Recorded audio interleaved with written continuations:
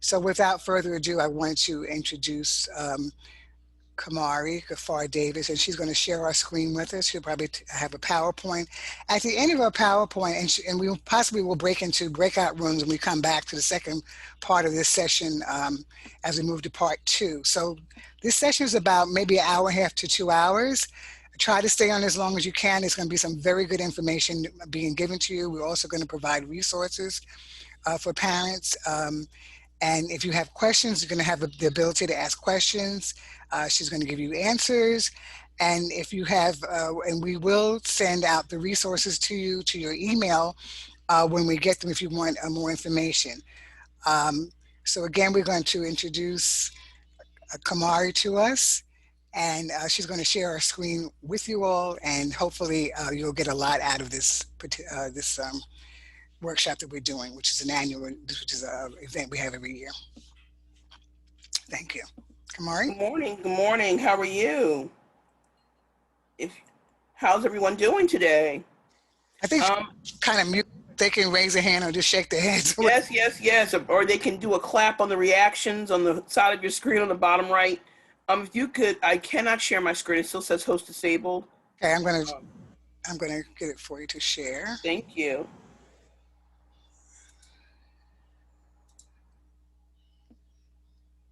You should be able to do it now, I think. Okay. Hopefully. Yes. Okay. Are you guys able to see?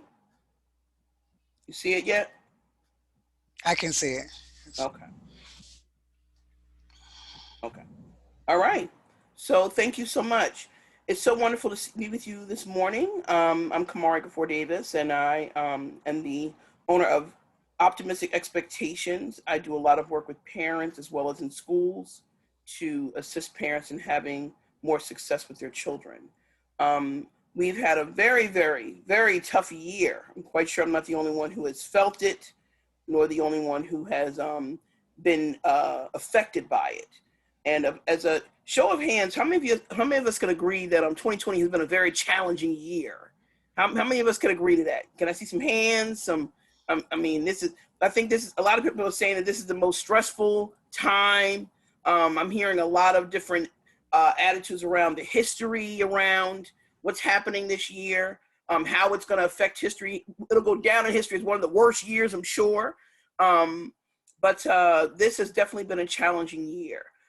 We as Americans have seen closures to everything from our offices to our jobs to restaurants and bars and educational systems. I mean, do we ever think that our kids would be home with us for this amount of time, for this long? And how many of you guys feel like the schools have been pretty resourceful and pretty helpful? Any hands? Anybody feel their schools have been helpful at all? Okay, all right. So schools across the country have been affected by the coronavirus. At least 124,000 U.S. public and private schools have been affected, and about 55 million students have been affected. So it's been a lot of people who are affected by the pandemic, as well as by the closings that have happened. So I want to ask you first, before I ask about your child, how many of you have been affected by the pandemic, whether it's with jobs, whether it's with things happening in your lives, things that are happening in terms of whether it's job closings, whether it's job displacement, whether it's housing? What are some of the things you guys have been dealing with? Anybody want to share? You can unmute yourself if you want to say something, and then she can hear you. Yes, please. All right. Peace. My name is Queen Earthly Embrace. Well, I've seen some tragedies at work, people expiring, their life. But for me, it's more of in life, you got to take away some time in order to get. And for me, it's more of a better opportunity for me to see who I was and to see what we as a people are up against and what we must do. And sometimes it takes tragedies to make you put your life in perspective. So for me, that's what it's done for me.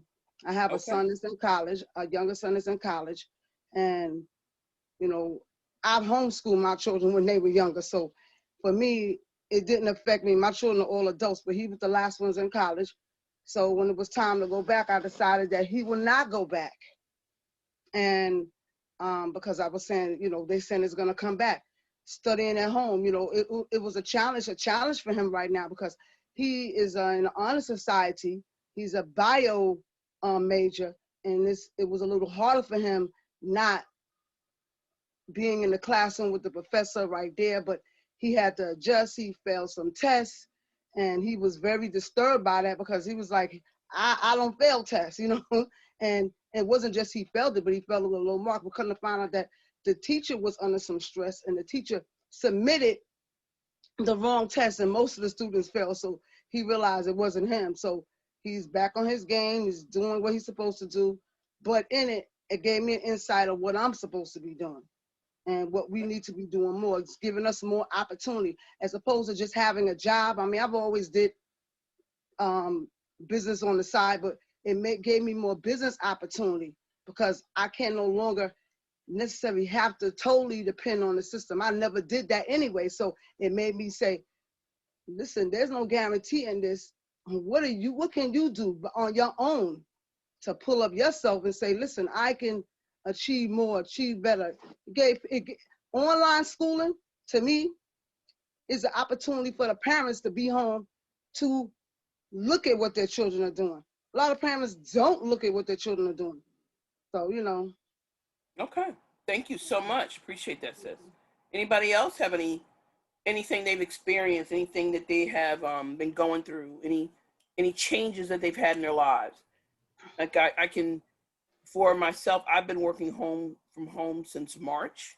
So it's been very challenging just being in the house all the time, as well as working from home and being in the house and, of course I get out, just to go to supermarket shopping and things like that. But I found that I need to get away from my house more. So we've been taking more trips away from the house where we go somewhere else and stay. Cause it becomes very mundane when you're always in the house. Anybody else have any thoughts in terms of what you've been going through with the pandemic? Hello, Hi, how are everyone. you? How are you? My name is Sandra Cheers. I'm from Bolivar, Tennessee, and I come by way of Dr. Mansour. And I saw this ad on LinkedIn, and I am the assistant principal and instructional coach and the parent engagement liaison at the school. And what we're doing is something totally different. We're doing hybrid scheduling right now, and it really is something else. So we have half of the students come Monday, Tuesday, the other half come Thursday, Friday. And as we prepare testing and as we prepare instruction, is based on who comes on those 2 days, who comes the next 2 days. And then for those students who are not at school, we have to depend on another school to provide a virtual teacher to give instruction. So it's really something that we have not experienced before. And we are communicating with our parents, providing things on our website and on our Facebook page and things that we send home. But I just wanted to see what was offered today to see, can I step up my game Right. or go to the next level Right. to help our parents, teachers, and students. Yeah, thank you. A lot of different school districts are started early. I'm not sure when you started school, but a lot of school districts, I know in the South, a lot of them started in July. I had a friend who started at the end of July, her children, and I had another friend whose kids started in August. So that I know that you guys have been in school now. Have you guys been in school for that long? When did you guys start, Sandra? We started in August. In August. The first week it was a staggered schedule where just one grade would come a day, and then the next week it was like 2 grades, and then they started the hybrid schedule. So we've been I know a lot of schools that did the staggered schedule, and then I knew some schools that started later after everyone else in the whole state. I mean, it just depends on the school district itself. But and I know that there was a lot of challenges with superintendents trying to figure out if they're going to let their kids back in the building at all. I know that hybrid is something that a lot of school districts are doing, and then some school districts are just everyone is doing from home online. What about you other ladies? Anybody else on the line? How have your schools been approaching this, and what stressors have you guys had? Has your schools are they back in full swing? I know I have a friend who lives in New York where her son just started this week. So how have you guys been weathering? Are there changes? Are they full day? Are they 2 days a week? Anybody else have any situations in their school districts? Okay. All right. Oh, okay, I'll just speak again. I mean, like I said, I'm not a parent of small children, but where I work with, live in New York. I work for NYPD. I'm a supervisor and part of the communications instruction team for the 911 operators and the court and the dispatchers. So a lot of the people there are women, a lot of young women.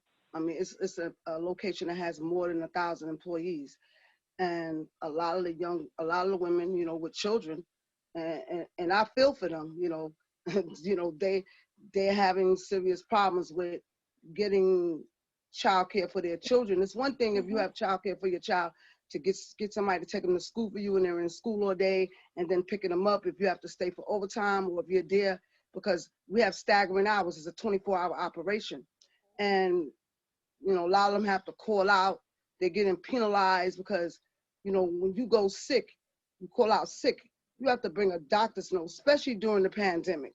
They want to see a doctor's note because they want to make sure that you were not out due to being with the pandemic. And there's not a lot of compensation to them in terms of help or assistance with childcare. They had some things set up for the city employees to take their children during the summer when the early pandemic. But in terms of just being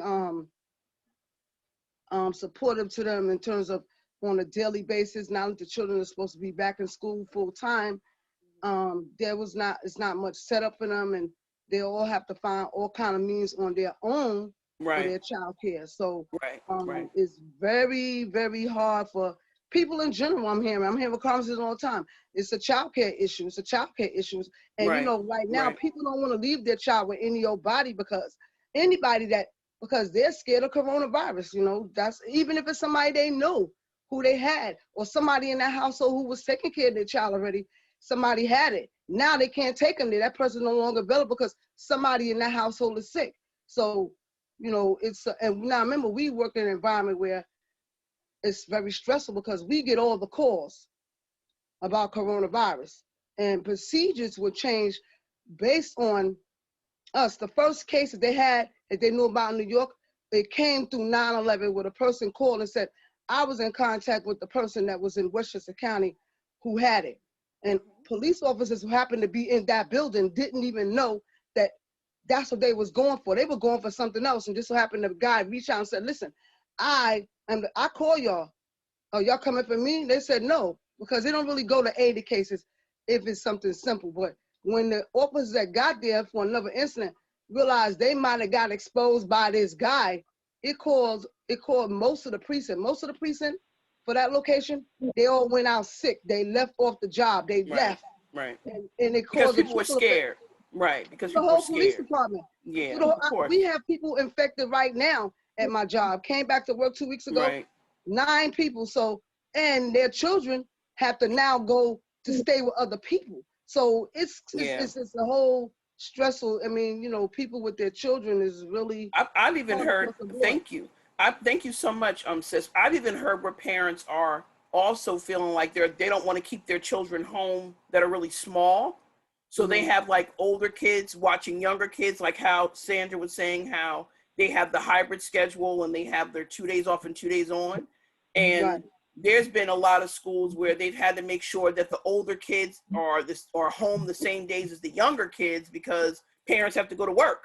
So people are trying to, move, schedules around. And I know for sure that parents are concerned about their kids being home by themselves.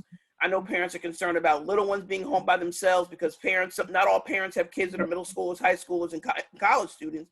they have kids who are in elementary school and they don't want them home all day. So I do know that those are some challenges that a lot of parents are having. Is there anybody else who's having challenges in terms of how you've been handling the change, how you've been handling the way the school has been dealing with the pandemic? Anybody else have any concerns? Anybody else have anything that's been going on? Hello, can you hear me? Yes, sure can, sis. Okay, my name is Kalila, and like the other sister, I don't have any small children at home. I was taking care of my grandson at the onstart of the pandemic when schools were closed in March. And so I completed the rest of the semester with my grandson, and it was a real challenge at my age. I'm in my 60s, and I'm also a retired teacher. So, but it wasn't all that easy because he was 5 years old and a rambunctious little boy. Mm-hmm. But we got through the rest of the semester, and he went on to the following grade level. At this time, 3 weeks ago, I went to DC because I returned him to his mother. And his mother at this time is working actually for the government, and one of the people are trying to find a vaccine for this disease. So she, at this time, is constantly she's working remotely at home and constantly having to take, in meetings. So I went down there to help her out for 3 weeks, and I'm telling you, and I left them. I really didn't want to leave her, but I have things I have to do here in New York, and she's in DC. So she told me it was quite a challenge for her. She's trying to, be present in her meetings at the same time, trying to keep them focused in class, because they're very young children. The very young children, it's very difficult to keep them focused, and they're sitting for long periods of time. Yeah, I've heard that. I've heard that. Mm-hmm. Yeah, so that, and I'll be honest with you, he's a very bright little boy. I mean, he was skipped from kindergarten to the first grade, and now he's in the second grade. So, but still, he's a child. They're children. Right. Yeah, so regardless of how bright they are still children. Yeah, and they're not used to being home, and they're also not used to working online. It's not like they're college students. Right. Yeah, and then they need to get out. They need to run around and play, and right. So it's very difficult. I told her I'll try to come back down again to continue to assist her. And then I have another granddaughter here who's dyslexic. But thank God she's been accepted. Now she's been accepted in one of the best dyslexic schools. It's a private school. I'm a little nervous about her going into that brick and mortar building. Although it's supposed to be very small classes, I'm still very nervous about her because now she also lives with a 93-year-old grandmother. Right. So we're trying to figure out how we're going to juggle that. Right. How are we going to break that out? Yeah. Those are all real concerns that you guys have. All these concerns are real concerns. So let me ask you, when the schools first closed, how did your kids handle, and how did your grandkids handle the pandemic? So, for example, in my school district, they did not do a very good job, right? Kids were just kind of just chilling. Like they were just, it almost was like vacation. Like you almost felt like, okay, so what are we doing, right? And then there wasn't a lot of structure last year. I was a little concerned about that. And I brought it to the superintendent's attention during the summertime, talked to them about that. I was concerned about the fact that when school started, they need to have more structure because let's be real again, these are kids. They didn't sign up to do online schooling. So how do we allow them to have that structure? So I know the kids are even under a lot of stress. So I wonder how have the kids been handling? Are they getting their work in? Do you have high emotions? I know, like you mentioned, Kalila, how your grandson has a lot of energy. I mean, the kids are feeling the stress of the world as well, right? I mean, they feel the weight of the world. They feel what's going on. They can tell things. They tell things are happening. And then you have like kindergartners inside of buildings with masks on. I mean, that's even difficult when you have little kids telling them they have to wear masks all day. So what are some stresses that your kids are having? Okay, well, first of all, my grandson is really, he's afraid to actually even go outside. Yes. This is what he told me when he was with me in New York. And I would say at the time, I'm in the process right now trying to renovate my house. So I have to run out a lot of times with my contractor to get materials, and I would have to take him with me. And he would say, no, Grandma, I don't want to go outside because the COVID is out there. And I said, well, Kareem, we got your mask. We're going to have your PPE. Everything is on. And then he would tell me, but then the police is out there also. You know, keeping it real. He said, the police are out there. And remember, they kill Blacks. Like I said, he's a very knowledgeable child. He pays attention to a lot of what's going on in the world. Now, the school itself, he was in a charter school, one of the best charter schools, and they were the teachers were fantastic. They was really able to keep the children, manage their classroom, as well as instruct the children. The only problems we had was with the device that they sent us. And thank God I had another computer. Now, he's now in DC, and oftentimes while I observed the class, while I sat there with him, I would hear the other children tell the teacher, when the teacher would tell them to go get their materials, just a pencil and paper, they didn't have any. Right. You know, some of the same children was telling me they didn't have a pencil, they didn't have a paper. I said, oh my God, that sounds like when I was teaching. Right. I was like, but you're at home. Your parents knew that you were going to school, so why aren't they providing those things for you? We cannot assume anything, because when it comes to putting some food on the table or giving you a pen and a piece of paper, it sometimes they have, you know, what's more important? They have to choose. Yeah, they have to choose. Yeah, they have to feed the child. But I have to say, even now that the school that he's in, the teacher they're doing a wonderful job. They're really trying to give them a well-rounded education. So right now, I haven't been with my daughter for 2 weeks, and she says she's been managing. It's just that she's very, very stressed. By the end of the day, she's very, very stressed. So, and I feel like, as someone else said before, I really do feel for many of the parents who do not have anyone to help them. Because I have a nephew right now in Georgia, and he has children from 2, 5, and 7. He has no educational background, and his wife right now is the one who's working. They moved to Georgia because she got this job, a better job than he had, and he's trying to manage this. Yeah. He's trying to manage those 2 children. Yeah, I've heard that too. I've heard that too. Yeah. Like, I mean, and I know, Sandra, you were saying how you're an educator, you're a principal. And one of the things that I've even heard is that teachers are finding that parents can't necessarily teach students the lessons that they're doing in school. So parents are struggling, the teachers are struggling getting the information out there. So, and I know for sure that there are a lot of parents. I mean, I'm not going to lie to you. When my son was in the 4th grade, and I have like 2 or 3 degrees, and I honestly could not have helped him with his 4th grade math.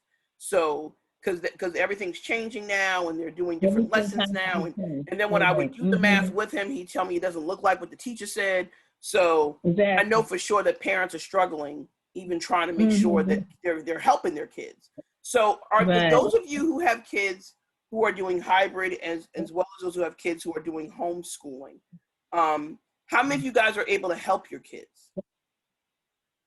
Well, I'm able to help my grandson. I'm definitely able to help him with everything. 5 years old, you can still help him. 5 years old, you can still help them. Does anybody have any kids who are older than elementary school and they're struggling in terms of kids, lessons, getting them to focus? Because when they're younger, sometimes they want to have a little bit of fun, but sometimes they think it's fun to sit in front of the computer. And like, I have a lot of different parents who are telling me that their younger kids are doing better than their middle schoolers. Their younger kids are doing better than their high schoolers. I have a lot of parents who are telling me that their high schoolers are literally going crazy not being in the building because of the social aspect of it. So there's any parents on here, any grandparents on here have kids who are in middle school or high school, and you see them struggling? Does anybody see their kids struggling? Well, I am not really with my grandkids during the, how are you, by the way, sister? Thank you for, doing this with us.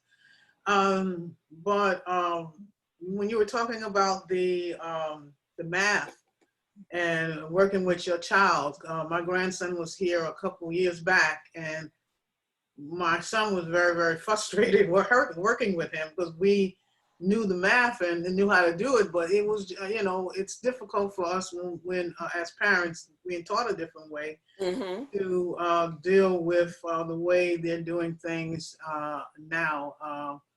When one of my grandkids has a learning disability, and right now I think and he's a very smart kid. It's just that, sometimes these things happen. So I believe his mother got him some help. She actually had to call me, and because I've had just a small interaction with a therapist before, and I had to explain to him that therapy is not a tool for people being crazy. It's a tool to help you pry apart whatever is affecting your way of dealing with a particular subject or issue. And so it could help you navigate life too. Therapy can help you navigate life. Yeah. So, and so I had to explain it to him, and I think by the time I gave him like 10 examples, he finally said, "I got it, Grandma." Right. So and he's doing well in school. It's just that I'm not particularly sure how. I didn't get a chance to check how things are going as far as this year is concerned, but I do know of a situation where a sister who is actually, she's a white woman that I know, and she was back in the class for since school started, and we were basically going around and discussing how COVID is affecting us. And because she was a teacher, they asked her from that point of view. The entire time she did, spoke to the group, she was crying. She was crying because she was saying that she can't understand what the kids are saying to her with the mask on. It was just so challenging, and she cried her whole 7 minutes while she was talking. So yeah. I mean, I do know it's rough out there. It is. It's definitely rough on teachers, and I know that a lot of the teachers that I have been speaking with have been telling me that their biggest concern is kids getting the content and understanding the content and being able to deliver it in a way that they're able to move forward to the next grade and know what they need to know. Because let's be real, when you're a kid and you're at home and you're teaching yourself, how much are you really learning, right? Yeah. If a teacher's not in front of you teaching it to you. So when I've had conversations with educators and parents, they're worried. I mean, I know for sure, even myself, my 8th grader, I'm worried about him being prepared for high school because he now lost that part of his 7th grade year. And then his whole entire 8th grade year is home with me. And it's kind of like, okay, will he be prepared for high school? I'm worried about that. And it's a parent. So when I've talked to a lot of teachers, they're saying the same thing. They're hoping that students are getting the content that they're trying to teach them because they're not in the classroom with them. Right. I mean, you think about somebody trying to learn math on their own, like how does that happen, right? Yeah. So, you may already struggle when you're in the classroom with the teacher. And then when you get to negative and positive numbers, exactly. You're really in trouble. Exactly. So they have to teach yourself math at home without the teacher? Like, how's that going to happen? So I mean, I know, like, even for sure, like my 8th grader, his teacher has like videos of her teaching the math lesson, but then he has like these special contacts with her during the week where he can has a call with her where he can tell her anything that he didn't understand from the videos. So it's like he's learning from a video. And how does that happen when you have immediate questions? And how many kids are going to write down their immediate questions when they have them? Yeah. Right? Are the points you're bringing up, and I have a parent who wanted to ask a question about the physical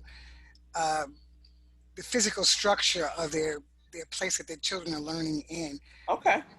One parent who has only a 1-bedroom apartment, for instance, they don't have a full house, and they're trying to figure out how they can assemble their children to be in appropriate workstations so they can get something, so they can actually get the content. What would you advise in that instance?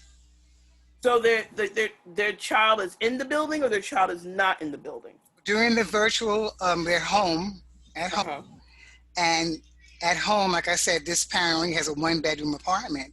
Right. trying to figure out how can they successfully situate their children so their children won't be a distraction to one another, so they'll be able to get the information that the teacher is trying to convey. What would you suggest in that instance? Right. Now, is it a possibility? Does this parent have more than one child? That's another thing. They have two children. Two children. Okay. So Right. So that's a I challenge in itself. that is definitely a challenge because a lot of what parents have been doing is trying to set aside a space for the children to learn. I've seen parents make their living room look like a total classroom.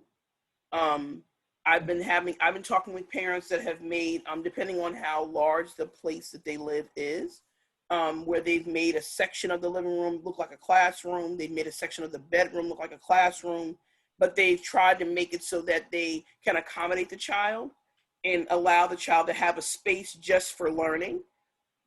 So I would ask the parent, is there a way that they can kind of like transform one area of a room to be a classroom for the children?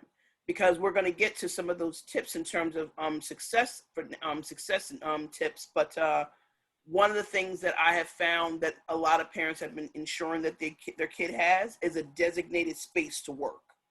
Mm-hmm. So if it's a desk with their laptop on it and a chair and it's facing a corner, but they're making sure that that child has a designated space to work, mm-hmm. because they're worried that if their child's in front of a television or sitting on a couch, they won't necessarily be focused. So that's one thing that I would ask that parent. Do they have a designated space that they could possibly give to their child's work? Yeah, that makes sense. Thank you. Yeah. Does anybody else have any questions before we go on? Well, I do have a question. My teenage grandson, who was with me for maybe like 2 or 3 weeks during the pandemic, before the summer, and he then went back home to his mother, and he wasn't doing so well. Okay, and the teachers were complaining about him. So at the last minute, perhaps maybe like a month before the school term ended, suddenly the threats of him failing everything, he ended up passing 4 out of 5 classes. So, I mean, to me, I'm glad he passed them, but I find it hard to believe someone who wasn't really that into it and had nobody watching over him. What do you think is going to happen to somebody? You might have answered this question already, but somebody like him who fluffed off for definitely 3 months, and then all of a sudden, the last maybe 3 weeks, he pulled it together, and they just decided not to fail him. Yeah, I'm not. That's another concern a lot of parents are having about the fact that their children are just being pushed through. Yeah. And honestly, there's already research out saying that with the pandemic, our kids are going to be 1 to 2 years behind, which is already scary, right? Because I'm quite sure, again, as Dr. Mansour, mentioned in the beginning, children of color are already behind the 8 ball in the first place, right? Yes. So if they're already behind because of whether it's the school setting, whether it's the school, school itself, the environment, the education piece, then if you add in there the pandemic, our kids are going to be behind, which is, again, like I mentioned, my concern from my 8th grader is that he's not going to have everything he needs to do well in high school. So we know for sure that there's going to be some effects to this. So finding ways to supplement is probably a good thing. Finding things that the kids are interested in, making sure that you're having great conversations with the schools in terms of the teachers and asking them what can you do to supplement certain things the child may need. Those are some things that you can also do. I know a lot of parents that are having, I know for sure, we had a meeting last week with my son's teachers, and I asked his guidance counselor, can we do this every single month? Because he's doing online school, period. He's not going into the building. So I asked her, is there a possibility for us to have these conversations where I meet with all of his teachers to tell us what he's missing, to talk with him about, get him motivated again. Because again, when a kid is at home all the time, how motivated can they be to really, get in there and do work? Part of what your grandson might have been dealing with. Yeah. Yeah. Anybody else before we move on? Okay.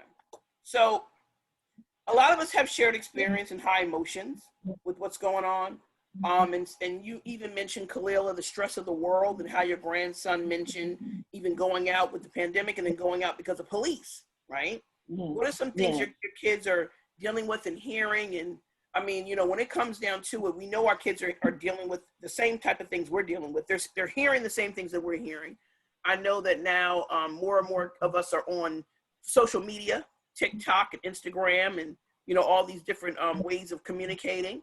I know for sure that children are becoming younger and younger on these different social media platforms. I have a friend who was telling me that her daughter's like 10 years old and she's on TikTok like all day unless she takes her phone. I know my 13-year-old is on these different social medias all day. I mean, he actually found a political TikTok and he's arguing with adults about racial inequities. So, you know, what the reality is, we know that our kids are seeing and hearing and dealing with all these different things. And how are your kids responding? Because again, we're already dealing with all this other stuff where we have a pandemic. We're still, a lot of us are still shut down. I know our state is still, because I'm in Pennsylvania, our state is still, they're not green yet. I do believe we're yellow. So people are still eating outside, even though it's October. We still have to wear masks every building we go into. So there's still a lot of restrictions. But we know our kids are dealing with all this in terms of the pandemic, in terms of school closings, going to school, hybrid, being home all the time or being home half the time. So what are some other things your kids are dealing with? Because we know that they're also dealing with things that are being said on television and social media. Anybody have anything that their kids are seeing? Because we are definitely in a very different temperature. Oh, Husana, I can't hear you. Yes, good morning. Good morning. I think our children are dealing with their parents also. Right. They're dealing with parents who are not sure of the curriculum, right. who are not sure of what they should do, how they should help the child. So, and I think that maybe not being patient, helping with the child, that's causing stress on the child also. Most definitely. The parent and the child is being stressed during this time. Right. Yeah. And to be honest with you, a lot of kids, they know they can't go to their parents for help. Right. You know, they're aware their parent may not even be able to help them with certain things that they need help on. So that's very true. And I know a lot of parents that are stressing about the same thing. A lot of kids, there's one, I was talking to a parent the other day that was telling me that her daughter cries every single day, because she hates being home. She hates the fact that she can't go into the building, and she hates online school. And this little girl is like she's a sophomore. So what do you do when you see your kid is stressed and you see your kid is anxious and they're not dealing with the pandemic well? How are we dealing with that as parents? Because that's very tough to see. Because what can you really do? Do you have any control over it? No, you don't. But we can support our kids. So thank you so much for that. Anybody else? What are some of the things your kids are seeing in terms of the world? I don't want to dominate that this here session, but one of the things that is taking place that my sons are, like I said, my youngest one is 20. I have a 25-year-old and a 30-year-old and a bunch of other children that I've raised. And one of the things that's going on is this, the increase of violence. So, you know, they have to go out to work. They're young Black men. I have 3 sons. And the 2 that live with me, you know, I'm constantly worrying about them when they go out. Like, you know, my son, he has to spend his time. He's doing his classes on Zoom from his college classes, and then he has to go out to work. He's already tired and stressed because, you know, college is a lot of work, and then he has to go out and he has to keep alert riding the trains and, you know, public transportation. I tell him, take Long Island Road because I live in Queens and you can get to Brooklyn fast. He says it's too much money. I tell him, I'll sacrifice, I'll pay for it just so you can get there in a more relaxed mode, you know, a relaxed mode. And, you know, the things that he tells me he sees while he's on the train in transit going to work. So, and one of the things that's definitely, people don't want to go outside the violence. You know, we all like, you know, You have in the neighborhood where you have a 1-year-old that was murdered. You have a shooting that a lot of people probably didn't pay attention to, but it was right in Pennsylvania Avenue in Brooklyn, in Livonia Avenue, where a child was shot at, happened to be in the school bus. School bus, got shot at, but the child didn't get hurt. So, and it's right across the street from a daycare center. So the parents are in uproar. So who wants to take their child back to a daycare where people are doing drive-by shootings? So that is a thing that's going on in the neighborhoods now. The shootings, and because, think about it. Coronavirus set it up so that a lot of people are not working. Suppose you had a 2-family people who are working, and then maybe both of them out working. Right. And some of the, even especially the single household parents where it's just a mother, and her job help her keep her child off the street so that he does not get in trouble. She could give him a little 20, a little 30, 100. She can go out and buy him the expensive sneakers he wants because we want to protect them from the street. Now she's not working. Right. He got friends. All his friends are in the same situation. They're at home. They're sitting on the block doing what? Sitting around. Some of them, he's starting to develop habits he might not have had before. Smoking marijuana. Some of them are in gangs and they're encouraging each other, all these negative habits. And now somebody angry at them who has nothing to do. And then now there's a shooting thing going on, and now there's retaliation. So there's a lot going on with that. That's for sure. And they so that's about affecting that. And the and some of the children who would probably supposed to, because I know teachers who are expecting a student to log in, the child is not logging in and not going to school, and the parents are not responding. And the reason why is because the child is in the street. Yeah, did you guys hear about the case of the teacher who saw the mother get killed while the child was on Zoom? No, Like it was literally the teacher saw the mother get shot by the father while the child was on Zoom. And there was another case where a child had a gun, but it was actually ended up being a fake gun. It was the gun to one of the video games, and the teacher saw the child move the gun somewhere else, and next thing you know, Child Protective Services at that house. So kids are literally being suspended through Zoom. How are you suspended when you're not in front of a person? So there's a lot going on. I mean, and they did, as you mentioned, sis, they've talked a lot about how crime was going to go up with the pandemic because of people losing their jobs and because people are going to have lack, because people are going to be dealing with, so many different concerns and different issues. There were people who had people walking in on their houses, they were ambushing people's homes when they started losing and not having food. There was a case in our town where a young lady, she was 12, opened the door and somebody shot her in the face and walked away. So, a lot's going on right now with this pandemic. People are definitely not thinking things through. And the fact that people can wear masks is not helpful because you really can't tell who people are. So we have a lot going on and our kids are seeing it. So thank you so much for that, sis, because you are absolutely right. Like, people are telling me how they feel as though the world is on fire and their job is not secure, their housing is not secure. And then, like, one mom was telling me how she has a corporate job and how she still has deadlines. All this stuff is going on in the world. The world is on fire. All these racial tensions. She has to worry about her Black sons, and she has to worry about a deadline at 4:00 for her boss, so she's going to lose her job. Like, I mean, this people are stressed out. Amari. So thank you so much for that, sis. Appreciate that. Yes. We have Kalila has her hand up, but I just want to bring. Sorry, I can't see everybody. Apologies. Now, It's okay. we have a certain timeline we're dealing with because I know that around 11ish we're going to have a break for the parents. Okay. Breaks. We want to make sure that. I mean, more importantly, we realize that we have a plethora of problems that are impacting our children, impacting our parents. I think we have and the kids. And we have to be forward thinking to try to come up with some solutions. How can we resolve issues? Right. Problems.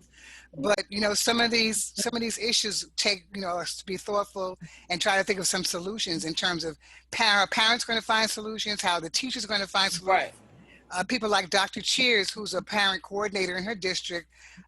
What is she going to utilize? What are some of the things that she can utilize with her parents? Because, we all know it's very difficult to get parents to And most definitely. And I appreciate that. And the thing is, I wanted to hear what people were dealing with first, because again, as we're discussing, because let's be real, some of these folks on the line might not have been able to express this anywhere, Absolutely. When you think about the fact that we've been all kind of like locked up for the past 9 months, right? I'm not gonna lie to you. The first time I went outside, I was like, yes, air, right? Because you feel as though you've been kind of like in this space and couldn't go anywhere at all. So and we'll definitely get to some solutions, but I wanted to set us up so that we can start talking about the things that we're dealing with, so that we can get to solutions. So thank you so much for that. Good. And thank you so much, ladies, for sharing, everyone who's sharing so far. And I know we're going to take a break, but Ms. Kalila, do you want to bring up your challenge or your concern?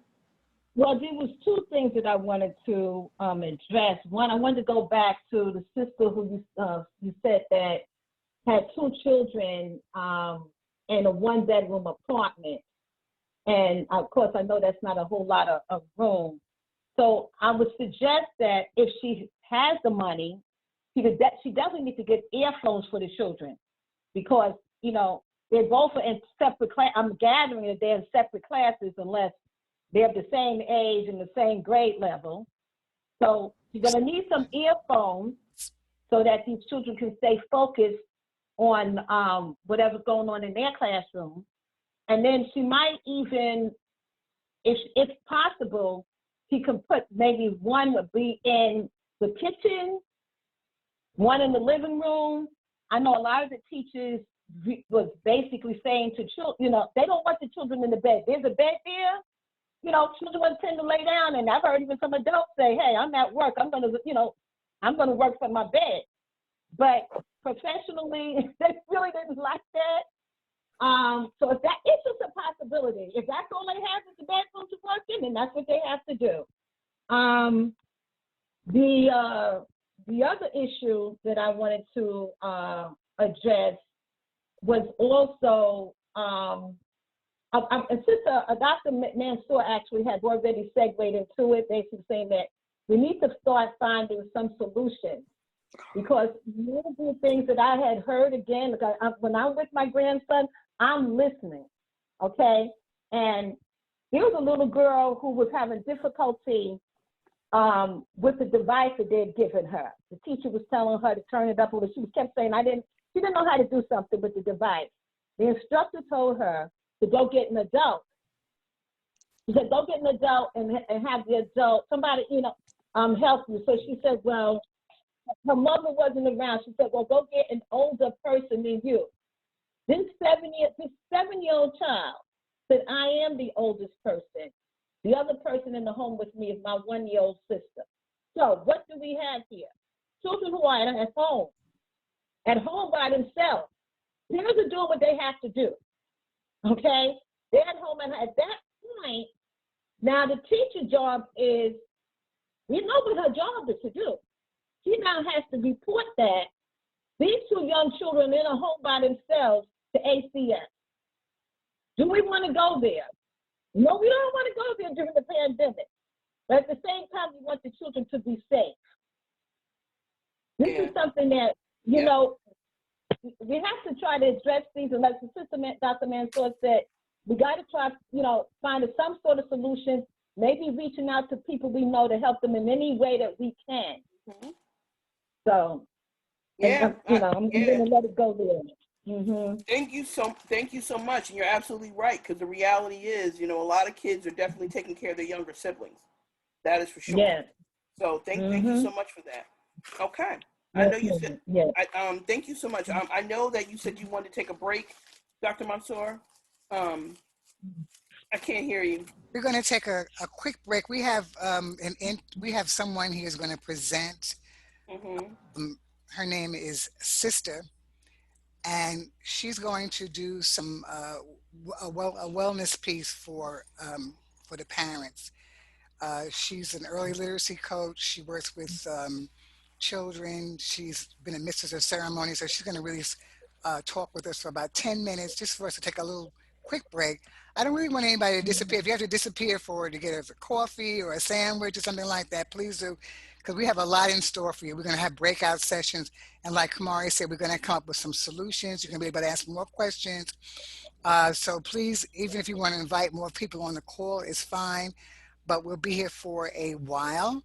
But we want to make sure everybody's engaged. So please, if you go off the call for a minute, please come back on, and please come back on with somebody if you can do that.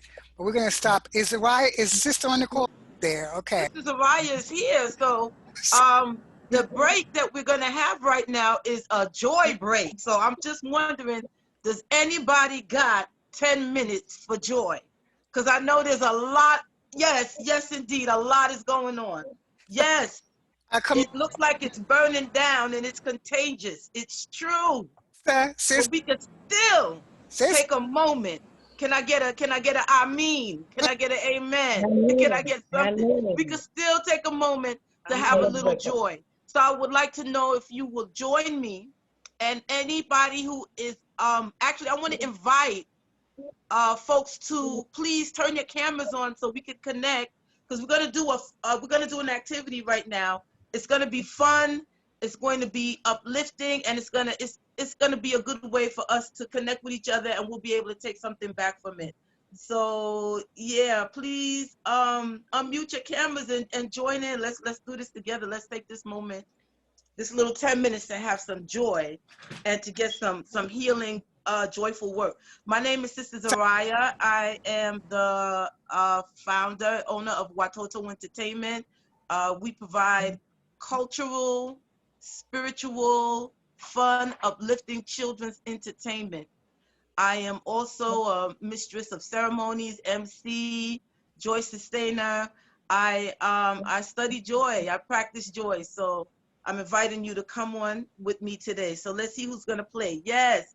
And if you are able to put your names up, that would be great, so I can see who's joining in the playful fun. Okay, here we go. Let's see who's here. Okay, let me see if I can get, okay, so we have my sister, Queen Earthly Embrace, okay, and Zakia and Kamari, yes. Yes. Fatima, Sandra, and a beautiful lady named iPhone.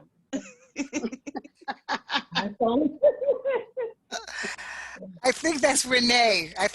She's a veteran teacher, an excellent teacher. So that's Renee. I know we can get her. And my sister Atia, gorgeous. Thank you for coming. Yes, let's do this. Let's do a little something together, and connect in this moment that we have. We have Now, the teachers in North Carolina, Professor Oyo. I see her name. Oh yes, my sister Kabibi Oyo, Professor Oyo. I need that book at ASAP. Let me get the Cash App. I need that book. Sister Professor Oyo, are you able to unmute your camera and join us? And she's Atlanta. Moment. Yes, look at all these gorgeous faces. It's just us. It's just us. Okay, good. Wonderful. All right, so we're gonna play a little game. And this game is actually more like a gift that we're gonna give each other. So it's important that you have your name on the screen right now. I don't know. So my question to the community is this. Who do you usually go to get encouraged or strengthened or affirmed in your role as a parent, a guardian, a community member? Can somebody share with me really quickly? Who do you go to? Okay, yes, Sister Renee, yes. Can you unmute your phone? Oh yes, Professor Oyo, you look very professor-ish, as usual. Wow. Well, if I heard you correctly, I'm sorry, I'm moving around. I go to God. Okay, beautiful, beautiful. Thank you for sharing. Are there any human beings that you also speak to? Like people, people. Do you have anybody in your circle, flesh and blood right here, right now that you go to? Well, basically, oh, I'm sorry. Somebody. Go ahead. Me? Okay. Us. Yes, I have a cousin in Connecticut that I do and discuss things. Okay. I have my children. I'm sorry. So you do have humans. Okay. All right. Wonderful. Wonderful. Does everybody here have someone that they can physically talk to here that they usually go to for great advice or for encouragement on the things and roles that you play in being a parent or a community member? Yes. Yes. Okay, everyone? Okay, good. So we have this community right here. We actually now have each other with that. And so thank you, Dr. Master, for putting this together, because now we get to connect and share all our wisdom together. So I have in my hand, I hope you could use your imagination. I have in my hand a big ball of wisdom, okay? And I'm gonna call somebody's name. I'm gonna throw that ball to you.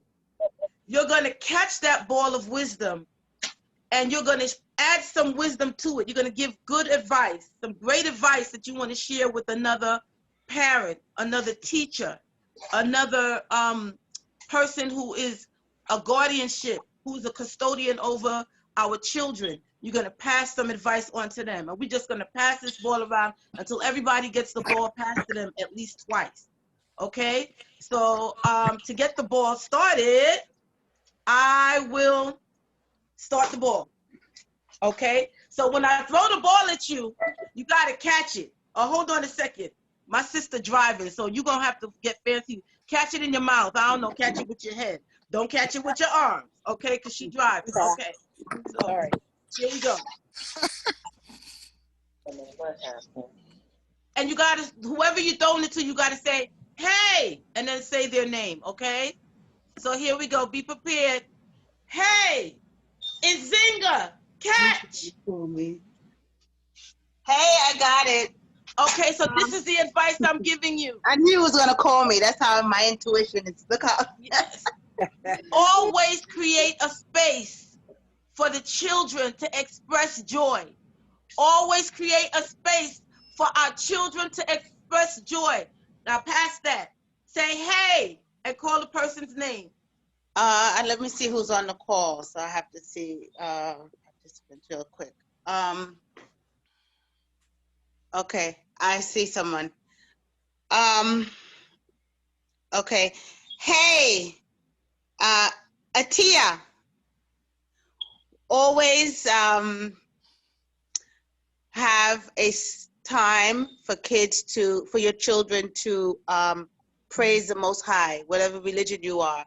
Find time and with them so they can see you pray and pray with them so they can understand that connection is very important. Gonna make me Caught cry? it. Thank you. I caught it. Hey, Sandra, catch. You got it? I think you're on mute.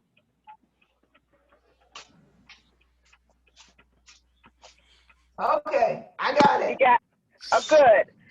So my piece of wisdom would be don't be afraid to ask to apologize to your children, no matter what age they are, and ask for forgiveness if needed. Okay. Yeah. Okay. Nakia, catch the ball. I got it. Okay, I want to pass on to you a scripture that I have in my office. It's in a big picture and it says, relax. God is in control. Mm-hmm. I am with you. All right, thank you. Days, I am your God. I will strengthen you. I will help you. I will uphold you with my right hand of justice. That's found in Isaiah 41:10. Be encouraged, my sister. Okay. Hey, Yeah. Professor Oyo. I want to encourage you to tell children that they are unique. They don't have it. No one is better than them. They're the best thing since, I had grits this morning, since grits. And they may be a little slow in this, maybe, but they got abundance in something else. Could be, Dr. Oyo, you have, Professor Oyo, you have to catch that ball. And unmute yourself. I got it, Unzakia. No, you didn't catch it. Open up your hands correctly. You missed it. Throw it again, Zakia.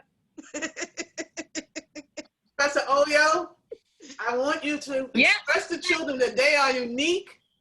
They may have something different or less than their siblings, but they have an abundance of something else because God gives things to whom he pleases, and they got something special. Thank you. That's great advice. Okay, let's see who I'm going to throw this ball to. Let me see. I'm going to say, Sister Imani. Sister Imani, are you there? Are we only calling people who have their cameras on? Yeah, because they can't catch. Oh, yeah. Well, then that makes them more active if they join in. If they have their cameras on, and I'm often when we call They have their to at names. least unmute themselves. yeah, she can unmute. Yeah. Please, yeah. You can send a ball. Get it anyway. Oh, Sister Imani, here you go. Oh, she's there. So, did you get it? Her kids are going crazy. Okay. That's what they do. Somebody pays them to do that. I don't know if you know. So my advice, specifically to parents, is to remain confident that you were your child's first teacher and you'll always be your child's teacher. So if you can't hit these academic requirements and you feel like you're not the teacher, you are the teacher. And we are working at home. We are teaching from home. We're doing remote. We're doing hybrid. Just stay confident that you can be the teacher your child needs to be, even if it doesn't look exactly like what other people tell you it should look like. Remain confident that you are doing a good job. And you're the first teacher and the forever teacher.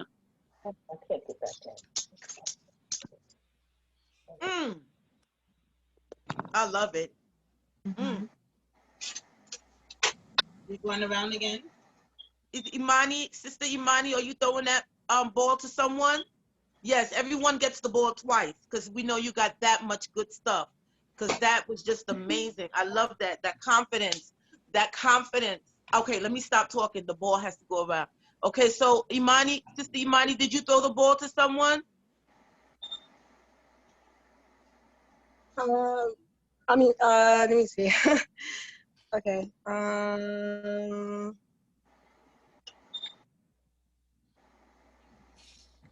Okay, Nzinga. Oh, got them here good. All right, hey, I got the ball. Okay, catch. I'll just I'm say sorry, some I'm of go on. All right. Let's see. Well, to piggyback off of what Kabibi said a little bit, I want to say, we don't piggyback. We veggie okay, back. well, I don't piggyback. Well, it's not really a piggyback, but it's kind of in line with that. But if you have a skill set, try to teach your child that skill set, because sometimes that creates a bond, that brings a bond if you have, between you and your child. When they see you good at something and then you start teaching them, they have that interest. It creates a relationship that's a dynamic relationship, because they know you know that craft, they know you're knowledgeable, and they're willing to listen and they're willing to create, and then they may learn that trait themselves. So that's one. I don't know if that's helpful. That's great. That is so great. You have a right to you're supposed to, whatever you know your child's supposed to know. Not supposed to hold nothing back. Sister Nzinga, throw that ball. I choose to A and Sister Husana. I'll go to Sister Husana. I got the ball It's pretty heavy. Yes, sister. Pretty heavy. What advice do I have? At this point, sometimes I need advice. And we get so much advice from our children. I think that it's so important that we listen to our children, and without asking questions, if we listen to our children, we learn so much about the world, where the world is heading, where it is at the moment, and where it's heading, because they are the future. And we know Gahil Gibran says that we should try to be more like our children, because time goes forward. It doesn't go backwards. So I think that we should just listen to our children, and that will teach them to listen to us. Wow. I will toss this ball I'll toss it up in the air. I got it. It will fall and someone catch it. I caught that one. Straight to my heart. I'm going to tell you right now. Oh, my goodness. My daughter is telling me stuff and I don't even want to hear it. So that one was for me. Oh, my gosh. That was for me. So I got it, right? And so let's see who I want to throw this to. I'm going to throw this to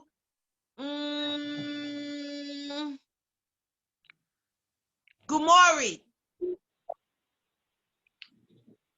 Caught it. Thank you. Okay, so I want to say to you that it is very important that we continue to practice degrees of physical touch with our children. Because as they get older, we stop physically connecting to them. We hug them less, we kiss them less. Okay. I don't know what's going on there. I'm not sure what that is. Myself, everyone, we do this. And when they get a certain age, they crave the affection. They're not getting the hugs and kisses like before, and then their body craves that. So I just want to remind us to practice some physical touch with our children, you know? Okay, and that's it. Let me get that ball. Okay, I threw it to you. Okay, you got it. All right. Got it. Thank you, sis. Thank you. Yes, yes, yes. I'm going to throw the ball to Dr. Mansour, and I'm going to throw that ball to her, and I'm going to say that I appreciate you for always ensuring that our parents have what they need, and I would love to always be included if I can be involved. And because I think that as parents, we sometimes lose sight because we're working so hard and trying to make sure that we can get food on the table, that sometimes we sometimes forget those little things, like you said, sister, loving on our kids and giving them love and giving them wisdom and making sure that they have what they need. And I'm asking us to ensure that parents have those tools so that they can give their kids that spiritual and emotional and mental encouragement, so that we don't, so that we can ensure our kids have positive mental health. So thank you so much, sis. I truly appreciate you. And I'm throwing the ball. All right. I just want to say that this parenting is one of the hardest jobs ever. Yeah. It doesn't come with a manual, and so a lot of it is trial and error. And it's a very difficult job, and it's a lifetime job. If you do it right, it's a lifetime job. So I think the best thing to do in this instance, and in any instance, is to lead by example. Our kids look at us, they're little sponges. When they're little kids, they look at us. As they're older adults, they still look at us to see what we're doing. What is mommy doing? What is daddy doing? How are they living their lives? And they emulate us in some way. So we have to make sure we remain good examples for our children, and for those people around us because they're looking at us and they're picking up all our practices and all our languages. They're picking up all of that. So keep that in mind. So with that, I'm going to send it off to Queen Sharana. Sharana, can you hear me? I'm going to send you the ball, and we're going to let this ball soon because it's 11:21. So, Oh, peace. I'm Queen Sharana. hello, Queen Sharana. Oh, peace. I'm at the doctor's appointment, so I'm going to be brief. I'm just, I was invited by Hanifa, earthly, to be in the circle with you sisters, and basically just being a mother of civilization, building with my children. My daughter is 18. She just started college to become a vet, and just being there for her and just acknowledging her wisdom, meaning listening to her, even though it bothers me sometimes of what she's talking about, but I'm there. And sometimes I have tears in my eyes and she says, why are you crying? But I just, I'm there for her, so it's just, that's my mini me. So for me to instill her to go into the right direction and don't follow the same path that I did, made the mistakes, I want her to correct the errors that I had made. And that's it. Peace. Thank you. It's time for me to pass the ball. Yeah, I think this will be the last pass. Okay, so I'm going to pass it to Queen Earthly Embrace. Please. Okay. Peace, everyone. Thank you. That's my little sister, Queen Sharana. We always passing the ball to each other every day anyway. But yeah. I'm a part of her passing her ball to her daughter, and as she does with my children. So in it, I teach my children, basically, emotionalism is very deep in this world. People, instead of responding off of intelligence, they respond off of emotions, how they feel. Sometimes because you feel it don't mean it's correct. So I tell them, stop responding all the time to other people's emotions, because they have their emotions. That's their emotion. Let them deal with it, because it's all temporary. Any situation you find you think is troubling you, whatever, this is an all temporary phase. Get over that hurdle, leave it some space or work on it, and then get a chance to move on to your next. Because if you stay stuck in that emotion of that time frame that you allow somebody to put you in, that cause a negative effect on you, you're not going to be able to rise at the speed you need to go into your next journey. So that's what I tell them all the time. Don't let other people's emotions affect you so much where you can't move ahead. And don't make somebody else's experience with somebody else be your experience with that person. So, don't block your blessing, things that the universe is going to give you so you can move ahead. Now, I throw it and I pass it on to your sister Sandra. Boom. I think that was the last pass, Sister Sandra. Unless you have something that you really want to make that point, we could just end it with you, and that's that. So thank you. Sister Sandra. For all of you that are here, I would like to say, for self-care, find a song that is good to your soul. Song that strengthens you, a song that is positive, a song that uplifts you in your spirit, no matter what you're going through, no matter what you are facing. When you hear that song, you're like, okay, I can make it. Find that song and pass it on to someone else. Woo! Let me tell you, Sister Sandra, you're singing my song. I love you. I'm telling you, that's why. Listen, we got a whole book right here. The wisdom, the strength, the encouragement that we just had here was absolutely golden. It was fun. I felt connected, and I hope you felt that way too. Thank you. This is Bright Minds. This is awesome. This was just awesome, and I thank you for inviting me to be a part of it and to do what I do in the space. It's amazing. Thank you.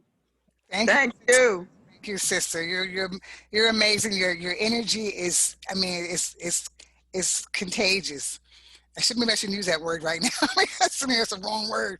We need some kind of contagious. We need a different kind of contagious. So that's good. Let's do it.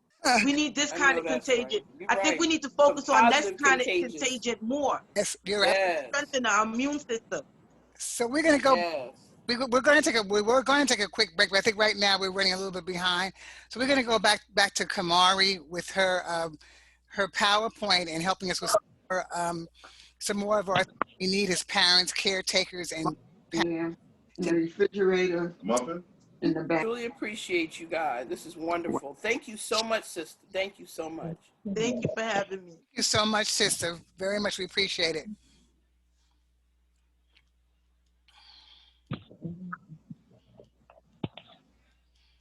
Back.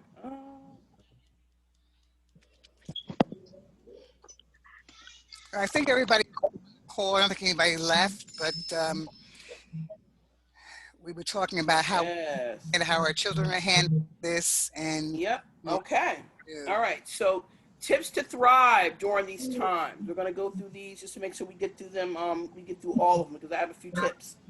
All right. So being honest with our children about what's going on so they can understand. I mean, as you guys were already saying, you're talking to your kids every day. A lot of us are having those discussions. But I've talked to some parents that are like, sometimes they don't have time to talk with their kids. You know, and I still tell parents that they should make sure that they're taking the time, you know, whether it's when you're taking them somewhere or you guys are in, you know, on the train or in the car or wherever you are together, like try to make sure you're connecting with your kids on a daily basis. Also, as parents, taking time for self-care, as Miss Sandra said. You know, I mean, taking that time to find that song that Miss Sandra was talking about, or taking the time to take a bath, or taking the time to just be able to relax within yourself. Because again, we're no good if we're no good, you know, to ourselves. We're not gonna be no good to our kids, right? So we got to make sure that we're taking that time for ourselves to breathe, to take in, you know, whether it's going for a walk by yourself, but making sure you're taking time for yourself. Yeah. Managing your time as a parent and feeling productive. Because again, a lot of times as parents, we don't feel productive. A lot of us are, you know, some of us that are working from home, I know for sure that I don't feel productive at all sometimes when I work from home. I'm not going to lie to you, working from home, I also never know the day of the week. I'm not going to lie, I never know the day of the week. Like somebody can literally, I can always tell you the date, but I do not always know the day. So, you know, managing as a parent, managing your time, making sure that you're, you know, taking time for yourself, you know, finding out what you can do for yourself, even at work. Because I know that a lot of folks have jobs where they're not able to take time off. So maybe taking some time off for yourself, if you can. You know, turning off the news and unplugging from social media. I know a lot of people that have taken time to unplug since the pandemic. I know someone who literally has not been on social media at all since May. Her attitude is, you know what, every time I go on social media, I get sucked in. So, you know, taking that time away from social media is very important. Encouraging our children to stay connected to their teachers. You know, asking teachers often, asking them for help, ask them as help as often as possible. You know, having an agenda, a schedule for the day. As you guys mentioned, you know, a lot of you guys are teaching or have kids who are home all day. So sometimes having a part of the day where the kids are not in front of their computers and they're taking time away from the computer so they can also relax. Because again, as Kalila mentioned earlier, it's a lot for a kid to sit in front of a computer for the entire day, right? So we want to make sure we're giving them that time. Also, Dr. Hurst Pietra says that we can help our children by providing them with structure and routine. How many of you guys have your kids on a routine when they're doing their work? I've been trying to make sure that my son's doing every class that he normally would be in. He's doing a class, doing work for that class. It's hard to do.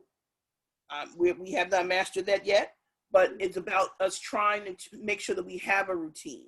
So I know for sure that a lot of parents have their kids in school for a certain amount of time. They have to sign in by a certain time, depending on which school you're in. Some kids have to sign in by a certain time. They have to get off by a certain time.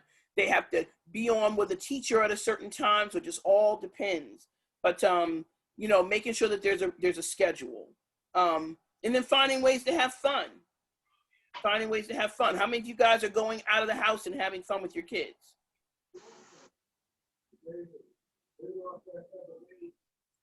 Anybody? You want to give me a rate? Show of hands? Anybody? Okay. All right. Good stuff. All right. How many of you guys have been finding ways to have fun with your kids? So here are some tips, some non-school success tips. So limiting distractions, having a digital quarantine. I will tell you for sure that we end up taking our 13-year-old's phone almost every single day because he is addicted to that phone. How many of you guys have found that your kids or yourselves are addicted to your phones? Anybody can admit to that? Addicted to electronics? Any of your kids addicted to electronics? Okay. My grandkids are definitely addicted. Uh-huh. I have to put a stop to it, but yeah. I keep my daughters off of I have screen time for them for their iPads. But during the week they don't they don't watch TV during the week, and they don't use their iPads for anything except for schoolwork. So they have specific days, which is Friday night, Saturday, and partly as part of Sunday, which they can watch things on their restricted things on their iPad. And then on those days, they're doing classes anyway, so they barely have any time. So they probably, every week, they probably have a maximum, I would say, of 4 to 5 hours of screen time watching what they want to watch. And then that's pretty good there. Yeah, I'm very strict with good. that. Yeah. Okay. Well, I just want to say on their mother's behalf, she does have them. They don't do it during the week, but I think even when they're on the weekends, it's good to find something to do besides, getting so involved in the electronics and videos. That, there's so much to do, museums and different things like that. But the pandemic kind of stops those things from happening. There's bike riding. They can bike ride. They can skateboard and skate. There's a lot of activities where they can do that are active too. With them walking sometimes in the neighborhood, it's good. They actually appreciate those things more than. Yeah, they do. It's just that they're kind of limited when they visit me because they live in a whole nother state. But but for the most part, I think their mother's pretty good with that type of stuff. Mm-hmm. Okay. Anybody else? So I'm an online teacher. I've been teaching online about 5 years, and I usually recommend to my parents that they really should invest in blue screen glasses, which are just regular glasses that have an anti-glare screen. And it really helps health-wise in preserving your children's eyes. I mean, we can't avoid the screen time because they're now learning remotely. And they also make child-set headsets. Each of these, you can probably get both of these $10 and $10. But the headphones that don't go above a certain volume. They did a study with kids when Walkmans first came out. Most of those kids have worse hearing than the generation before that didn't have Walkmans. So I usually suggest to all my parents to invest in the anti-glare glasses and the low volume headsets, really for health reasons. It can be really helpful. Yeah, that is a phenomenal. You actually literally just remind me because my son is working on work and I just told him, put your glasses on. Right, and even if you don't wear glasses, if you don't need glasses for vision or reading, you still can buy non-prescription anti-glare or what they call blue screen glasses. Really helpful. Yes. Thank you. Thanks for that information. That was very good, Professor. You're excellent. Thank you. Thank you.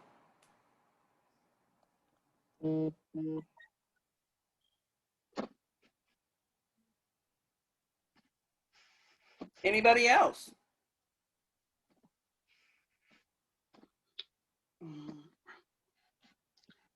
Okay, so then making space for learning, as we mentioned earlier.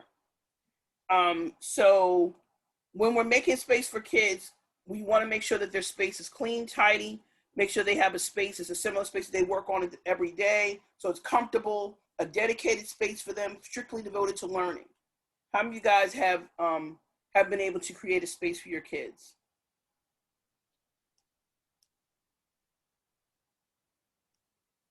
Anybody? We just use the table, the dining room table. We don't really have a specific space. I wish I could put together a specific space, maybe at a house somewhere. All right, anybody else? We had mentioned about trying to have designated areas, I think it was you, inside their environment, even if it's a table with a chair facing a corner. I think you said that maybe, that's very important for them to have a specific workstation, I think you had mentioned. If I could add something, I think a designated space is important, but mindset is also important. So that when you leave your house and go to school, you have a different mindset. So Dr. Mansour, when she taught our kids, they would get up, have breakfast, get dressed, and they'd walk around the block. I don't know if you remember that, Dr. Mansour. They would go outside, they put on, their school bag, their school uniform, they walk outside, come back around, and come back inside to the house. But at this point, it was like your brain was fixed for schoolwork. So sometimes mindset is almost as important as physical setting. So sometimes just walking out of your house, walking around the block, and when you go back through the door, it's like, okay, it's school time now. Sometimes that is almost as effective as a designated space. Great point. Great point. Also, what I found out from my son, and I guess he might have picked it up from me, I have a lot of hobbies. That's what keeps me in a certain mindset.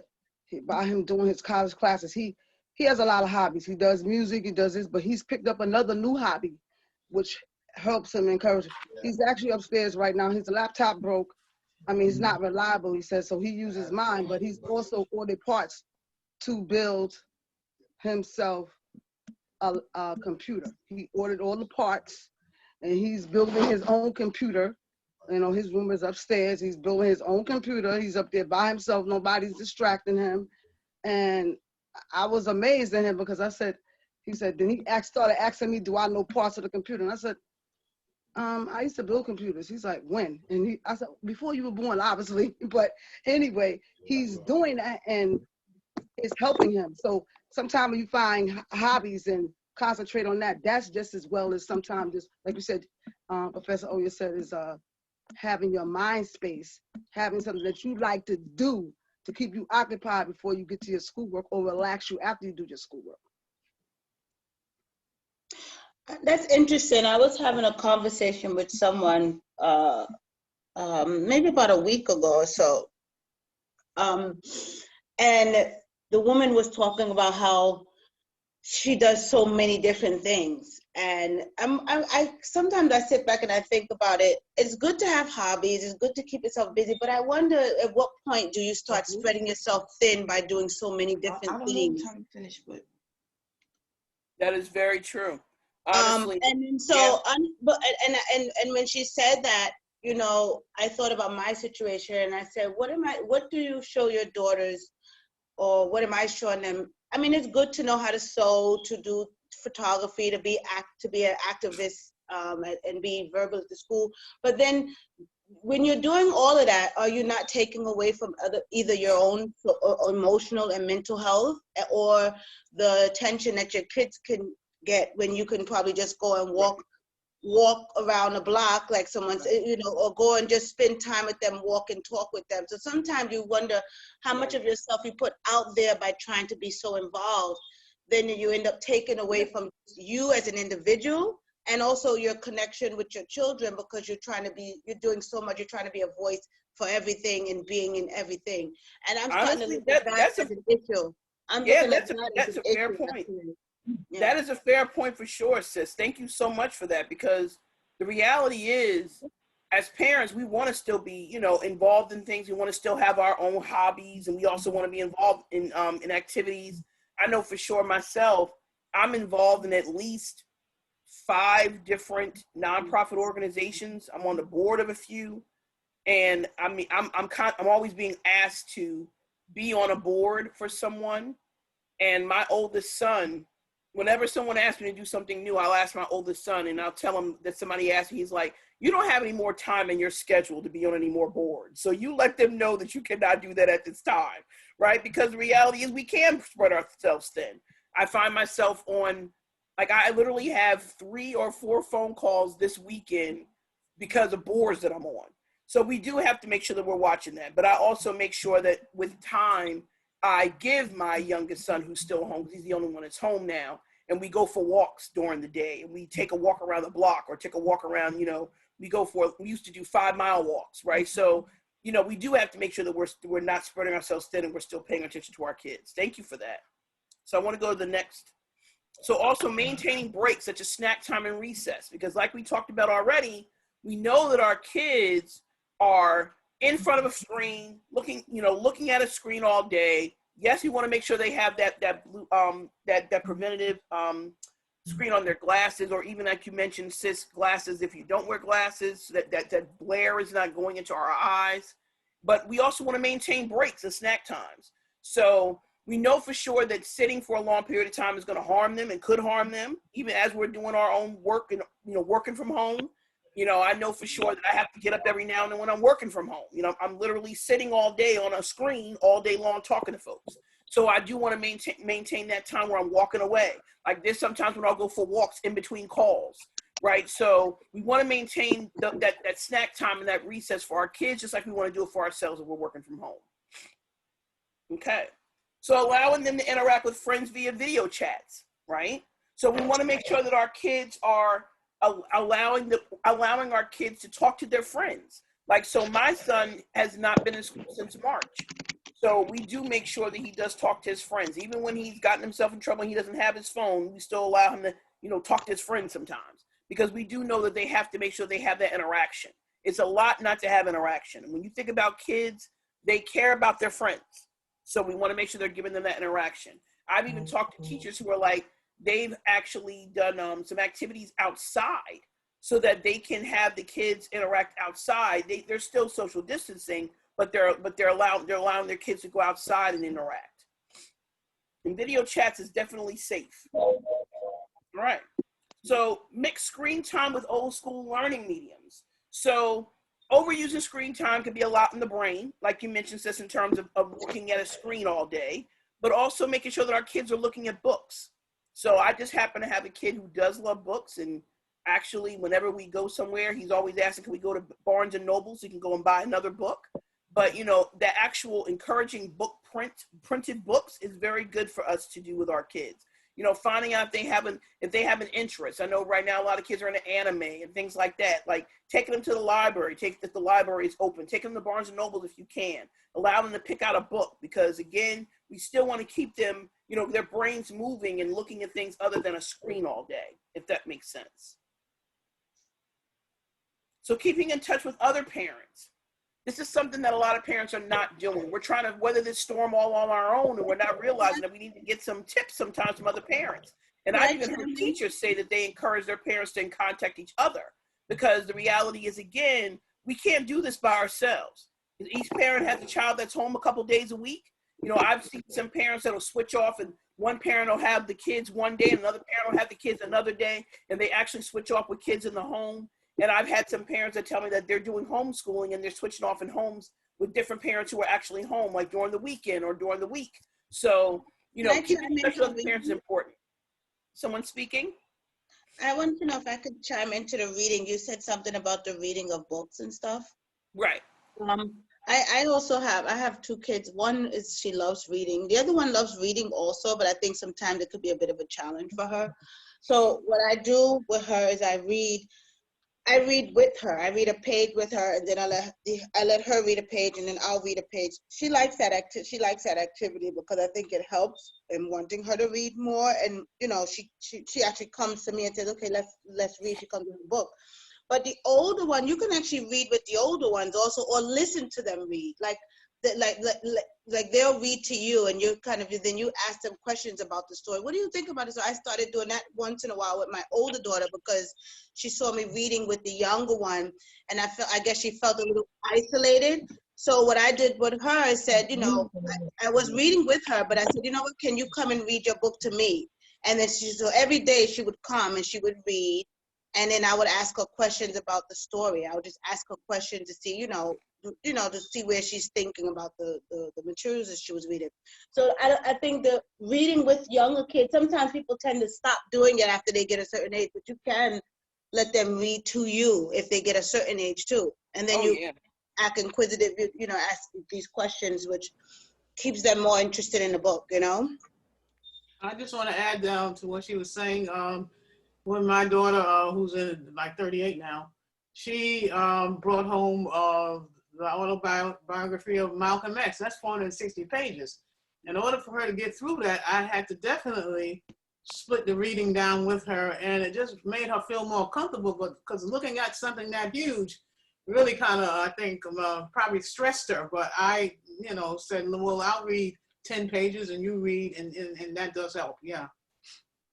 If I could add something, I think part of the problem with parents homeschooling is understanding how to address reading levels, and even how to assess your child's reading level can be an issue. This is normally something that the school does. The school tests children's reading levels, usually depending on the school and what systems they're using. Some schools do every 6 weeks. Some schools do every semester. So parents don't really have the knowledge of how to test their child's reading level. And then once you test your level and you say your child is a level M, what does that even mean, right? And so what they do at school is they test your child's reading level, and they give them books to read for independent reading. So the most important homework there could ever be is reading. Reading covers a lot of challenges. So when you know your child's reading level, you then select books based on their reading level. And so they should be reading at least 3 books that they're comfortable reading, and maybe 1 challenge book. But parents don't really know that, because the books that come home from the school library are selected for you. So that is another issue that parents who are doing work at home with their students is they don't have access to the child's classroom library, which gives them lots of level appropriate reading. So I'd like to just offer, I have a book I just published, and I'll offer it to this group for free. Obviously, I'll put a link in the chat, and it's called A Parent's Guide to Understanding Reading Levels. And the book will actually show you, when you open the book, what you should see, how big the letters should be, how many words should be on a page.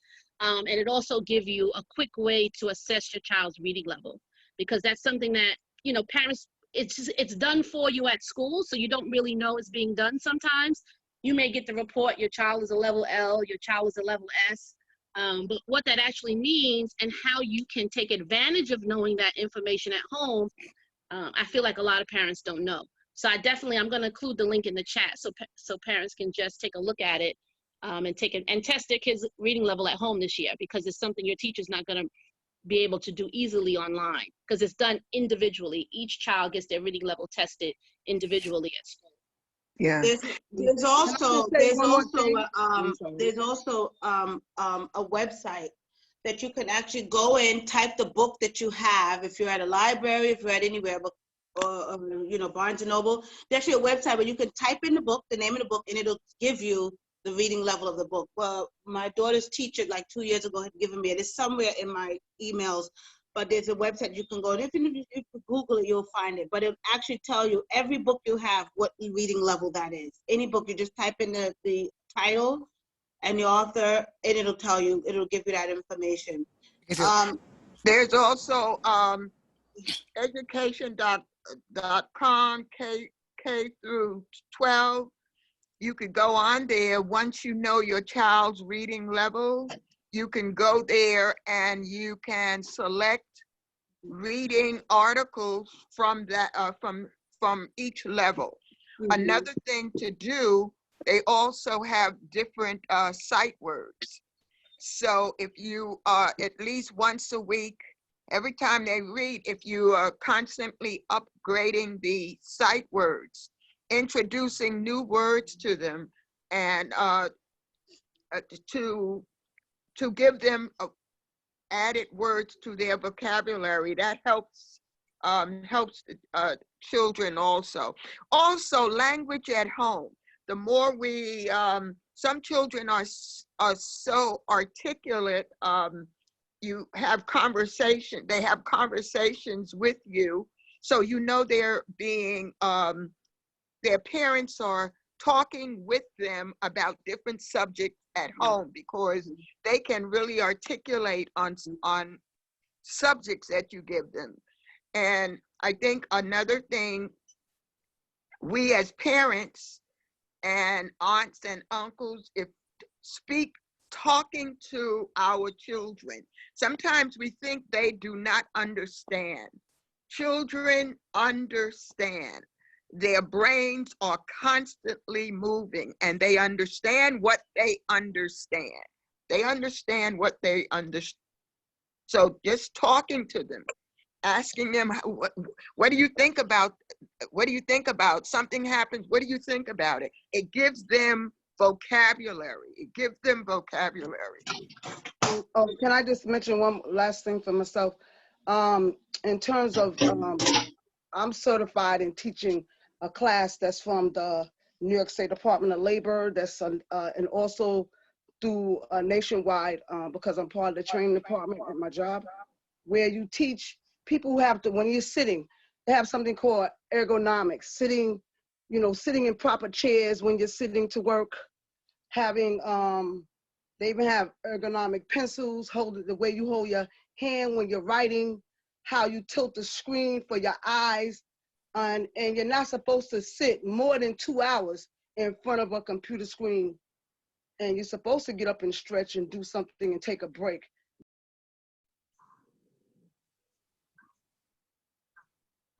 You don't want your eyes strained and things of that nature. So they have, you can look online, they'll show you, and you can look on YouTube, they show you the type of chairs you should be sitting in.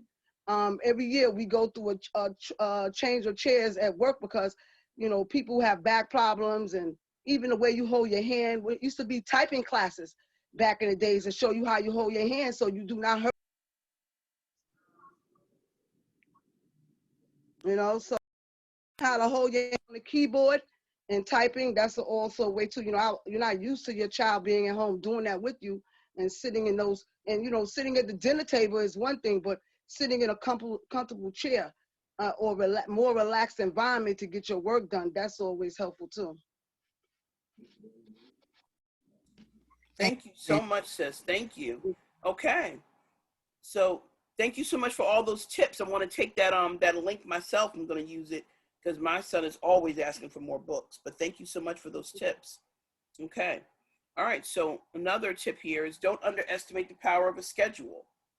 So if you and your children are doing work at home, they might not have ever worked from home before except this year, right? So a schedule for your work as well as your child's work is extremely important. Even a sleeping schedule is important. I mean, I know that a lot of parents just letting their kids just stay up all kinds of night, but we even started putting a limit on how late our 13-year-old could stay up at night. During the summertime, he was just kind of like going to bed when he felt like it. And I'll wake up in the middle of the night, go to the bathroom, and he's still up. So you don't want to make sure that that's happening now. We'll make sure they have an actual sleep schedule so that they're getting enough rest, so that they're awake when they're in front of their teachers in the morning, and if they're doing online school, that they're awake so that they can get some things done and be productive. So we want to make sure that they have a schedule to sleep as well as a possible schedule during the day. Like how I mentioned, sometimes I have my son do his schedule, like each day that he has like English, math, science, social studies, and he'll do work for those particular classes during the time that he normally would be in class. Okay. Being creative is very important. Don't let your child treat this as a vacation. We have to make sure they still know they have obligations. Unfortunately, a lot of kids have been doing that. I've been getting a lot of complaints from parents that are saying that their kids are just very unmotivated. They don't want to really do the work. They're getting work in late, including my own son. We have to stay on him all the time. We also have to make sure that we're talking with our kids about the fact that, this is not going to last forever. So when this does end, that they're still going to have to produce. They're still going to have to take state exams and SATs and ACTs. Those are not going away for now anyway. I mean, they say that eventually ACT and SAT will go away, but for now they're not. So we want to make sure that our kids are still recognizing that they're going to still have obligations. So they want to, make sure they're not taking this as just a vacation time where they're not learning anything at all. We want to encourage them learning. All right, so remembering to schedule time for fun. This is certainly not a vacation, but we want to make sure that we do schedule time for when our kids can do things with us, spending time with us. Like, for example, we're going away tomorrow because my husband actually ended up getting a couple days off because he's considered a holiday on Monday, even though a lot of people do not, including my own job. But so we're going to go away for a couple days because we're always working, and we want to make sure that we're changing the scenery because I work from home all the time. So just recognizing that we want to make sure that we're scheduling time for fun, time for family, time to get together, even if it's just for a walk, you know, around the neighborhood. It's always a great thing to do. Playing a game. We play a lot of Uno in my house. We play a lot of card games. So we just have to make sure that we're spending time with each other. Because the reality is we're probably not gonna get this time back, right? You know, a lot of parents are telling me this is the first time they've ever spent this much time with their kids. The first time they've ever been full time home with their kids. So we want to make sure that we're making the most of this time, because once things go back to normal, quote unquote normal, if we have a normal, it may be fast paced again when we don't have that time with our kids. So separate school time from playtime. Spend time playing physically, allowing them to play outside. Older kids need to run and walk as well. Spending time doing different activities. This helps fight boredom. Have different families conversations. I was doing a workshop about a couple weeks ago, and I started telling the parents, you know, encouraging them to, you know, challenge them to maybe have an activity where every week we have a different topic that we talk about as a family. And maybe everybody in the family picks a different topic, and we talk about that every single week or every other day, or, you know, whatever the time you guys have together. But, you know, having a topic that everybody discusses. You know, this allows for more conversations with families, because a lot of people are still not communicating. I mean, although we know that domestic violence went up and child abuse went up during the pandemic, unfortunately, because a lot of people were home together that were never home together before, we still want to make sure that we're having conversations. So I encourage you guys to maybe pick a topic for the week, and during that time when you're spending time with your children, have conversations around those topics. So mix quiet and more rambunctious activities. Making sure kids have quiet time. Make sure they, like a parent mentioned, how the kid only has a certain time that they watch television during the week. Reading a book, meditating, praying, as you guys mentioned earlier in the call. So reading and enjoying stories together, movies. One of the things I will definitely tell you that I have been doing is I think I have watched every episode of Naruto. I've been watching anime, and I think we watched Korra. My child loves anime, so we've been watching these anime movies. He's been telling me all about it, and I've been learning all about these different people, these different names. And I think now we're on Hero Academia. I think that's who we're working on now. My Hero Academia. He's correcting me. So reality is, you know, again, this is allowing us to have time with our kids that we normally wouldn't have. But I know a lot of parents that are creating paintings. Kids are, you know, painting walls. They're cooking together. I mean, I know one parent who actually created a cooking book with their child over the pandemic because they've been cooking together. So, and of course, spending that time that we mentioned earlier with sister, with talking and hugging and loving on each other and sharing our highs and lows of the day and watching our tablet time. So I want to make sure that we're getting off on time. I know everyone has a busy day ahead, but thank you so much for joining me today. If you guys have any questions, you can always get to me. I can put my information in the chat. Dr. Mansour, thank you so much for having me again. I'll put my information in the chat right now. Thank you. Please do. And if anyone has the other information they want to share, you can put it in the chat. We're trying to compile a list of resources together so we can share with our parents, either on our website, or if you send us your email, we'll send you the information via email. There's a lot of good information shared today from people on the call. We have teachers. Yes, a whole lot of great information, a lot of tips and tools, things you guys are doing. Thank you for that Amazon website, Sister Oyo. I'm going to check it out.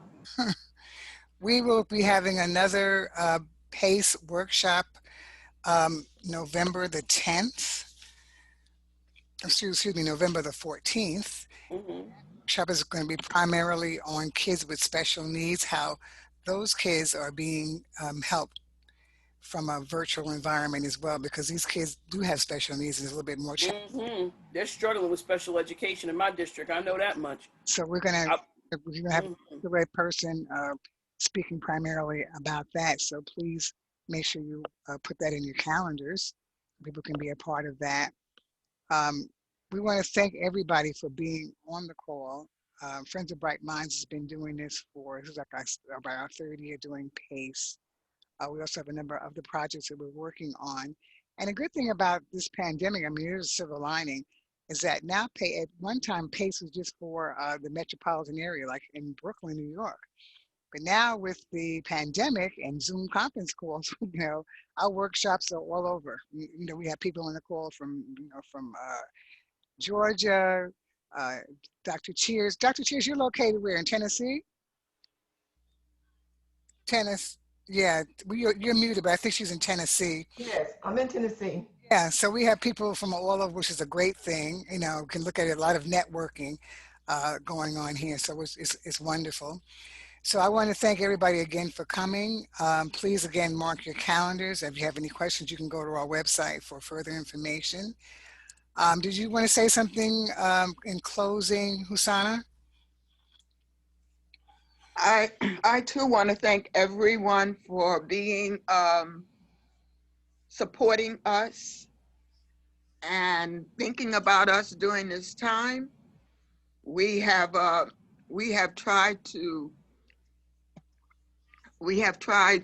not tried, we have focused on issues that is relevant to our community, to really to help the parents help their children, to to limit the stress that our parents and the children are going through.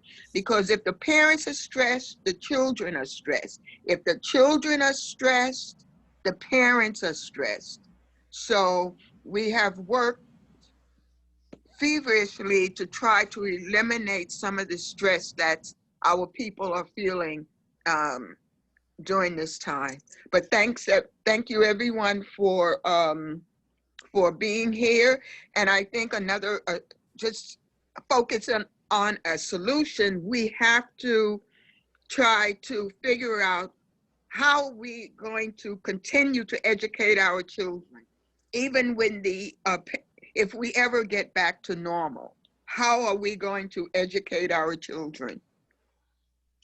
Because we have to think about what they want to do with the curriculum. So we have to keep thinking ahead. We have to be ahead of the curve.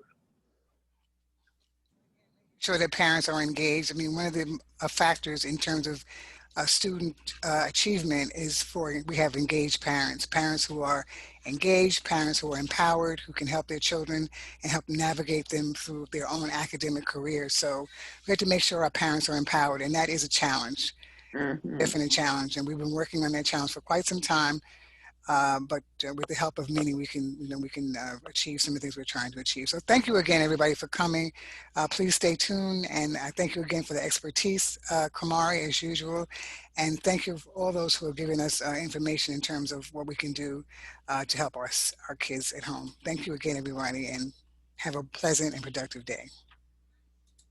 Thank you. Have a wonderful day, ladies. Let me know if you need anything. My email is in the chat. Have a great day. Thank you.